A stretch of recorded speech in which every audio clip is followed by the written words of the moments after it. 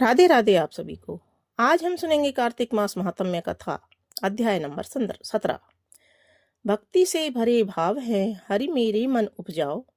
17वां अध्याय। कार्तिक कृपा दृष्टि कर जाओ। उस समय शिवजी के गण प्रबल थे और उन्होंने जालंधर के शुंभ निशुंभ और महासुर कालनेमी आदि को पराजित कर दिया। यह देखकर सागर पुत्र जालंधर एक विशाल रथ पर चढ़कर, जिस पर लंबी पताका लगी हुई थी, युद्ध भूमि में आया। इधर जय और शील नामक शंकर जी के गण भी युद्ध में तत्पर होकर गर्जने लगे। इस प्रकार दोनों सेनाओं के हाथी, घोड़े, शंख, भेरी और दोनों के सिंहनाद से धरती तृष्ट हो गई। जालंधर ने कोहरे के समान असंख्य बाणों को फेंककर पृथ्वी से आकाश तक व्याप्त कर दिया और नंदी को 5, गणेश को 5, वीरभद्र को 1, साथ ही 20 बाण मारकर उनके शरीर को छेद दिया और मेघ के समान गर्जना करने लगा। यह देखकर कार्तिकेय ने भी दैत्य जालंधर को अपनी शक्ति उठाकर मारी और घोर गर्जन किया, जिसके आघात से वह मूर्छित होकर पृथ्वी पर गिर पड़ा।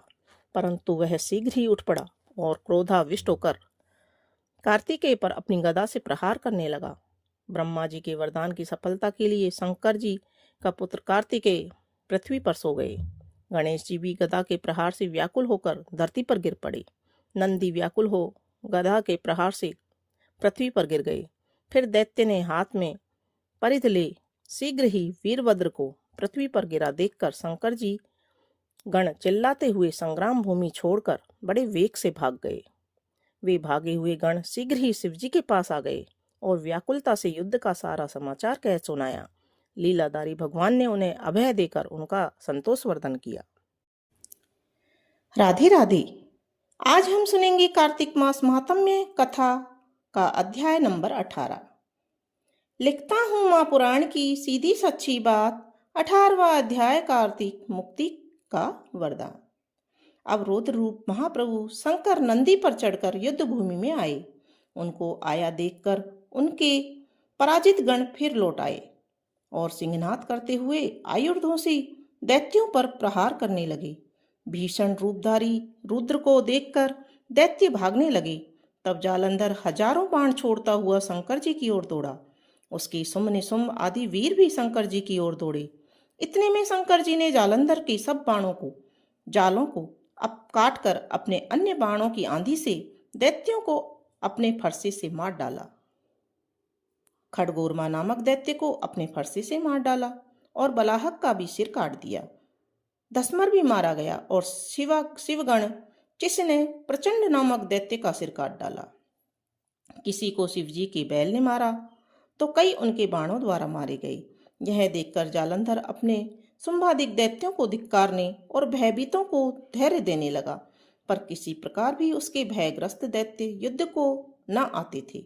जब दैत्य सेना पलायन आरंभ कर दिया, तब महाक्रुद्ध जालंधर ने शिवजी को ललकारा और 70 बाण मारकर शिवजी को दग्ध कर दिया। शिवजी उनके बाणों को काटते रहे, यहाँ तक कि उन्होंने जालंधर की ध्वजा, छत्र और धनुष को काट दिया। फिर 7 बाण से उनके शरीर को तीव्र आघात पहुंचाया। धनुष के कट जाने से जालंधर ने गदा उठाई।